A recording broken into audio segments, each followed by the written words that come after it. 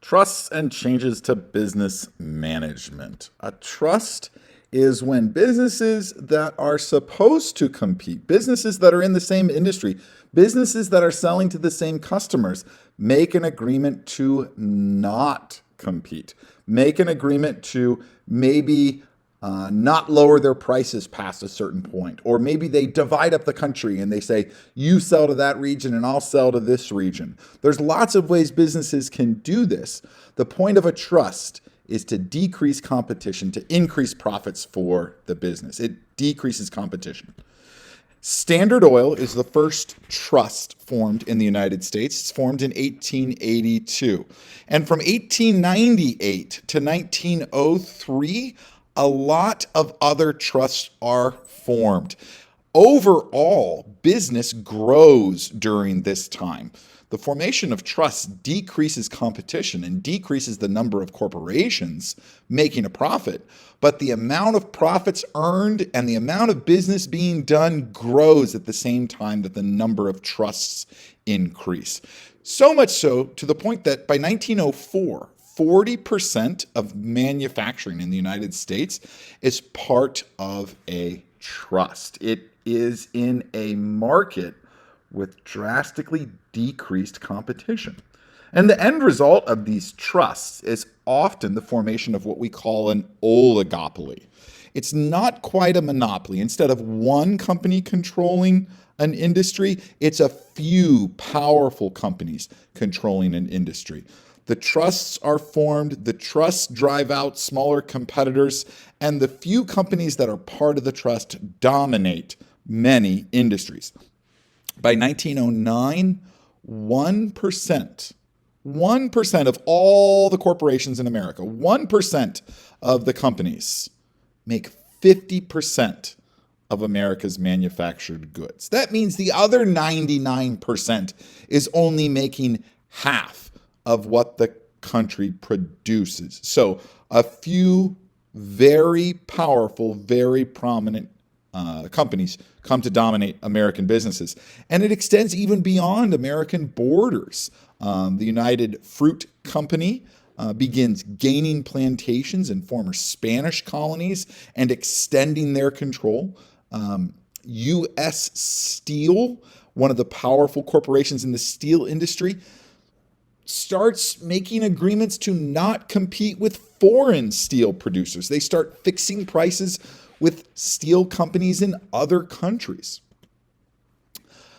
The next phase of this decrease in competition really involves investment bankers like J.P. Morgan and the firms that J.P. Morgan and other big bankers represent.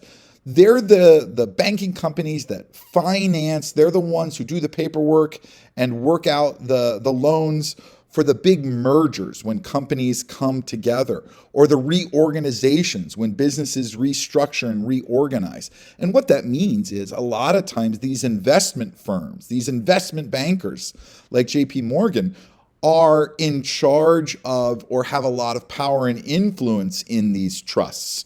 One of the strategies they used were called interlocking directorates, and that was where you would put the same person on the board of directors of multiple companies that should be competing. Now, they're not going to do anything to hurt their own profits, so once installed on the board of directors, they're going to give orders and instructions to not compete with the other companies that they represent. This is illegal today, but around the turn of the century, right around 1900, it was one of the strategies used to decrease competition. And there's debate over these trusts. People can easily point to the fact that this decrease in competition leads to higher prices, that trusts lead to a loss of individual power, especially power for consumers. Others argue maybe this is just a mark of the times. Maybe this is just the next phase of capitalism. After all, we have similar but not exactly the same things happening in Germany, in Japan, in Britain. And it does produce more goods. Business overall, aside from the lack of competition, business is booming. This is a complex debate, especially for progressives. Progressives like efficiency. So some progressives, like Teddy Roosevelt, are okay with some trusts. Teddy Roosevelt made a distinction between what he called good trusts and bad trusts. However, some business leaders, even though, want reforms and changes and limits put on businesses because trusts are so damaging to competition. Moving on, this growth in industry also leads to and is brought on as well by a change in management. There is a new focus in business, and that focus is going to be on speed and product. Certainly not the workers. The new goal is to make everything uniform, to make everything the same, to turn out exactly the same product over and over again. The goal is no longer to make a unique product. The goal is no longer to make a product specific for an individual. It's now make a standardized product as fast as possible, as many times as possible. And some innovations really help with that. Obviously, you've probably heard about the assembly line, and that's an important part of this change. But also, the Industrial Research Laboratory is important. And General Electric, GE, is the first to do this. Rather than letting some entrepreneur do experiments at home on his own, GE builds their own laboratory and funds it with corporate money. And GE uses this to build better light bulbs. And really, the cathode ray tube, which is used to create television, comes out of the GE Industrial Research Laboratory. We also see business going from small scale to much larger scale. By 1920, almost 50% of American workers worked in plants or facilities with over 250 workers. These are not small shops that American workers are working in. These are big factories. And they're they're increasingly national corporations. 30% by 1920, 30% of American workers worked in a plant for a company with multiple plants. So they might have a plant in Pittsburgh, a plant in Cleveland, and a plant in Chicago. Work and industry is becoming increasingly mechanized at the turn of the century throughout the late 1800s and into the early 1900s. More and more machines being used for more and more tasks in industrial production. Material plants like glass are becoming increasingly automated, and this allows them to really run constantly with machines like Irving Colburn's plate glass machine. That's him there on the left. That's his machine there in the back, and that was bought, and the patent for that machine was bought by Henry Ford because he needed so much glass to put the windshields in the Model T Fords that he was selling. One of the big changes that comes about as a result of this is that work in factories is increasingly more and more managed. The rules for industrial workers increasingly came from a central office whose sole focus is managing the production flow. This means that the workers on the floor, the workers operating the machines, the workers putting in the 8, 9, 10, 12-hour shifts lost control of the workplace. And what it means is to increase profits, management often just sped up the machines. From 1909 to 1919, the auto industry produced 4 times as many cars per hour. And that's adjusting for increased number of facilities. The machines were running 4 times as fast, which means that the workers were expected to work 4 times as fast. Work in factories went from early on the workers setting the pace. So pre-Civil War, shortly after the Civil War, it was the workers on the floor that established the pace at which work was done. This is going to be replaced by what we call Taylorism, okay? And it's named after Frederick Winslow Taylor, who wrote about maximizing efficiency from each worker. Sometimes this is also called scientific labor management. And Taylor's writings, along with other people in the same field, were very influential through many, many industries.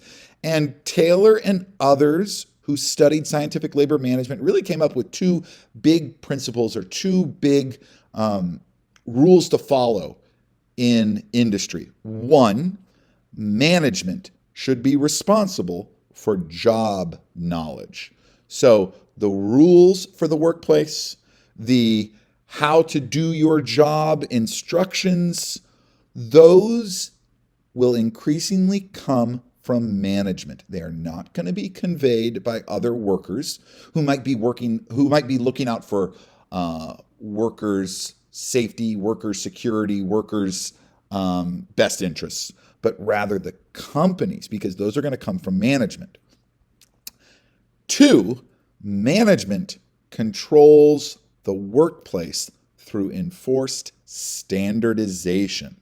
In other words, management is going to enforce the adoption of the best implements and working conditions and enforced cooperation. So, if you like using a number 8 hammer, but the management at your factory believes that a number 6 hammer is the most efficient and best one to use, guess what? You're going to have to get used to a new hammer, okay? This has some positive side effects. Scientific labor management probably contributed to workers producing more and probably earning more as well. But on the downside, it really dehumanized the labor that workers are doing in factories. Increasingly, workers are just part of an industrial machine, and this leads to many workers losing pride in their workmanship.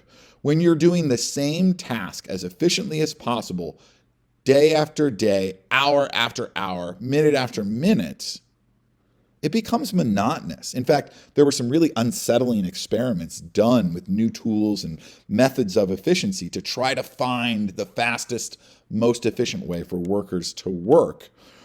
When you have a monotonous job and machines going as fast as possible, when you have bored workers and fast-moving machines, you have injuries. In fact, you have deaths as well. So the workplace becomes increasingly more dangerous. And sometimes it takes tragedy to draw attention to that. One of the biggest industrial tragedies in American history took place in 1911. It's called the Triangle Shirtwaist Fire. It was in New York City. The Triangle Company, which made shirtwaists, the things that go at the bottom of a shirt. They had a fire in their factory. 146 people were killed, mostly immigrants, many of them women. And they died primarily because the doors were locked in their factory. That was to prevent theft and to keep out labor organizers, keep out people who might want to get in to organize a union among the workers. Also, there were bad or insufficient or completely lacking fire escapes. This tragedy leads to a huge funeral march and speeches given by labor leaders throughout the city. One of the most famous was Rose Schneiderman from the Women's Trade Union League, who said, plain and simple, political leaders have not done enough. And here we see a real progressive idea. Government needs to do more about this problem.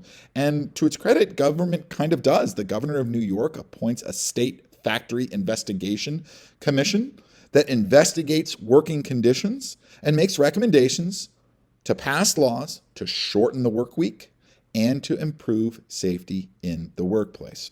So we have a tragedy calling attention to a problem and labor leaders calling on government to do more. Experts are brought in and laws are suggested. This is a really good example of how progressives attack some of the problems that are brought on by industrial society.